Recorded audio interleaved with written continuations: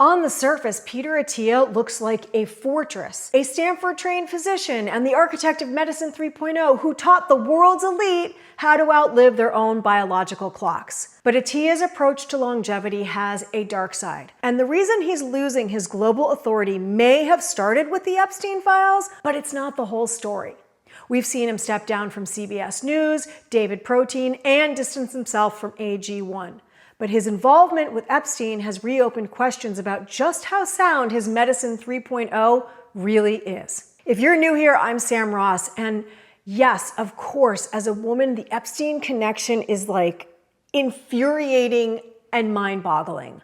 But as a creative director, the brand mechanics are also fascinating. The Attia empire is currently in crisis and suffering from a very severe case of something called the halo effect. And whenever we see people fall from grace, what happens? The same question inevitably comes up.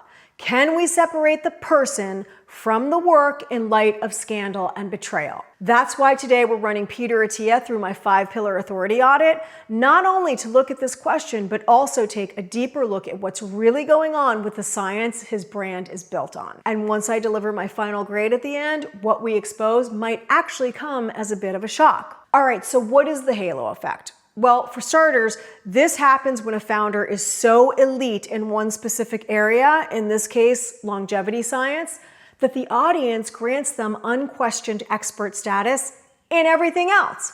We assume their ethics and their judgment and their private associations are as rigorous as the data. We stop looking at the person and we only see the halo. Now, a great example of the halo effect is Lance Armstrong.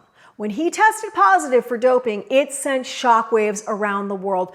People really had a hard time coming to terms with this and accepting the fact that the guy was just a big cheater. I even remember talking with somebody at the time and he was like, you know, everyone dopes, so really they're all just competing from the same baseline, so it's not really cheating. And I was like, okay, guy, whatever. This ended up destroying Lance Armstrong. Let's see if Peter Attia has the same fate in store for him. Now, the first pillar we have to audit is founder market fit. This measures a brand's right to win. The question here is, does this person actually have the authority to command the category they're operating in? Surgical training at Johns Hopkins, Stanford Oncology Fellowship, a clinical background that very few people in the longevity space can really come close to matching. So yeah, the market gave Peter Attia full permission to lead this conversation. Now, when a person moves from expert to media mogul, the audience usually starts to smell a sellout moment. Hello, Dr. Oz, Dr. Phil, who, by the way, is not even a real doctor. But with Attia, the market actually encouraged it. They wanted the book and the podcast, the supplements, and the valuable information because it gave us deeper access to that premium life that was otherwise out of reach. He had total right to win, but then the Epstein Files came out, and this created a violent gap. How can a guy who audits everything to the 10th decimal point be so sloppy and messy about who he keeps company with and takes money from? The moment that lapse in judgment was revealed, the founder market fit was split in two. You had the side of the market that still wants the longevity data, but are withdrawing their permission for Peter Attia to be the one to deliver it to them. And then you've got the diehard biohacking fans who are still following him in pursuit of a better life. So for pillar one, founder market fit, I'm giving Peter Attia half a bottleneck. The information still has value and his base still follows him. Now, if you found pillar number one valuable, the next 4 in this video are really going to help dissect the bigger truths about why this brand is in crisis beyond Epstein. And if this is making you wonder, okay, I wonder where the hidden bottlenecks are in my brand, I offer private brand audits for founders, experts, and emerging brands. What looks like a marketing problem is often a deeper brand problem. So just book a call with me below and I'll help you identify what's keeping your brand from being seen, trusted, and chosen. But now let's jump back into pillar 2, product innovation. This is where we ask, is this a meaningful contribution to the market or just noise? Medicine 3.0 is Attia's framing for a proactive, data-driven approach to health. Instead of waiting until you're sick to deal with your health, why not focus on prevention decades before disease appears? This approach has real merit. I subscribe to it. It's definitely, from my opinion, the way to do things. But strip away the branding and what you're left with is expensive concierge medicine with a content flywheel attached. He argues we should be running aggressive diagnostics, optimizing biomarkers, and utilizing in-depth testing. Guess what? That stuff isn't really easy to access, and it's really expensive. It's elitist healthcare reserved for the rich. Also, all the areas that he's obsessing on are not new categories. What he did was build a proprietary language system that makes generic optimization advice feel like classified intelligence only he can decode. Let's talk about the podcast. Have you listened to it? I have. 3-hour conversations going deep on topics like mTOR inhibition, VO2 max ceiling effects, and APOB particle count. I have tried to listen and stick with it, but somewhere between the technical jargon and the 15th acronym, I'm like, okay, what are you talking about?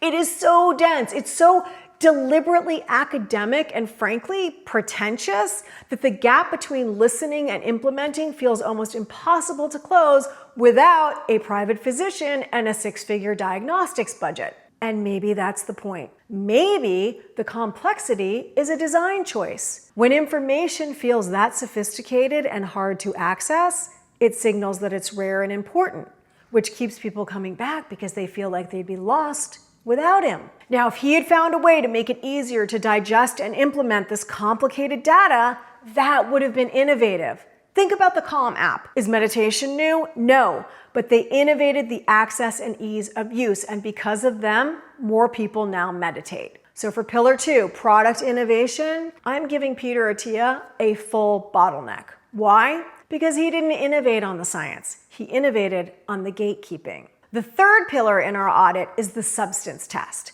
This is the ultimate integrity check. We ask the question, if you remove the celebrity and the high status persona, what is left of the foundation and can the brand survive? And we have to ask this because the Epstein revelations have made Peter Attia highly radioactive.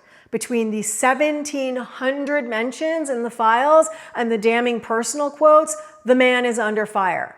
So can the man be separated from the brand? Lance Armstrong's Livestrong Foundation survived because it had a substance that was bigger than Lance. But Peter Attia's brand is built on dependency.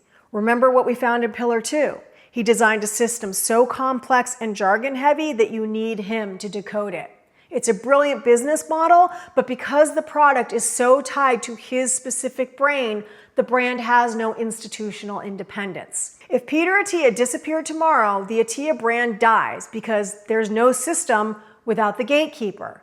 It's a house of cards held up by a single man's reputation. So for Pillar 3, the substance test, I'm giving him a full bottleneck. But as we'll see in Pillar 5, the audience might have found a way to steal the cards and build a house of their own. All right, so quick recap. We have 2.5 bottlenecks on the board and 2 more pillars to go. Let's see how this impacts the final grade. The 4th pillar in our audit is the white coat test, and this is where things get interesting. The question here is, does this brand hold up under professional and peer scrutiny? Okay, so here's what happened. The 2026 fallout, it actually added to a massive fracture that already existed. You just weren't hearing that much about it until Epstein, and the split is fascinatingly gendered. On the one side, you have female medical leaders like Dr. Mary Claire Haver and Dr. Jennifer Ashton, whose focus has been on the oath over the data. They looked at the crude, sexualized language in those Epstein emails and saw a disqualifying breach of character. Being chummy with a predator isn't a lapse in judgment, all right? It's a betrayal of patient safety and the sanctity of the profession.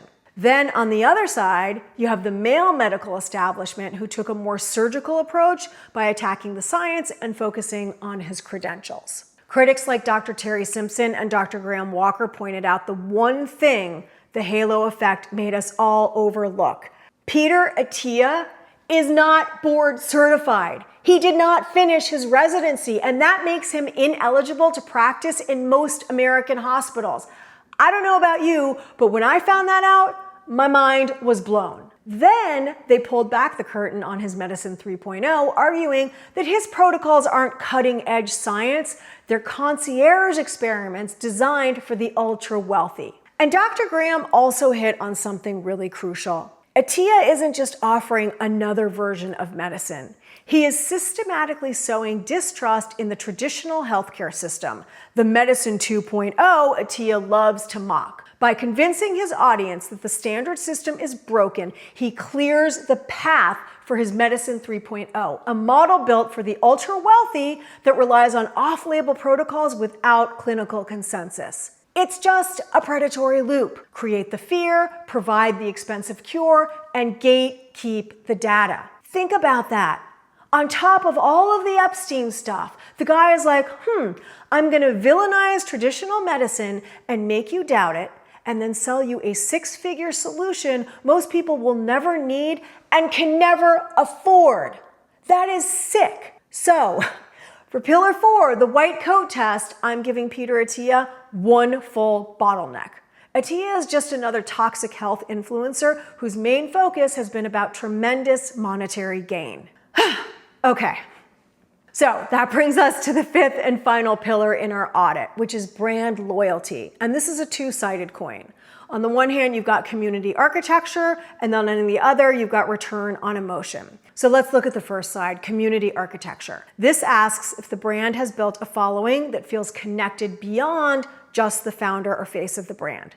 Attia's core audience is a very specific kind of person. They are high-earning, analytically minded, predominantly male-leaning, and genuinely afraid of dying before they have squeezed maximum performance out of their lives. His followers aren't just data mercenaries, it's a cult of optimization. And they aren't just looking up at him, they're looking across at each other. They're hanging out in subreddits and discords debating the MTOR inhibition and zone 2 thresholds. They have built a self-sustaining ecosystem, a tribe, if you will, with its own vocabulary and standards. And biohackers are so fanatical about this stuff, they're part of the vanguard that doesn't need him to interpret the data. They have each other. Now let's look at the second side, return on emotion. This asks whether the brand is actually rewarding loyalty with long-term value. When the Epstein story broke, let's say a large portion of his audience made a conscious choice to decouple the man from the medicine because of the return on emotion.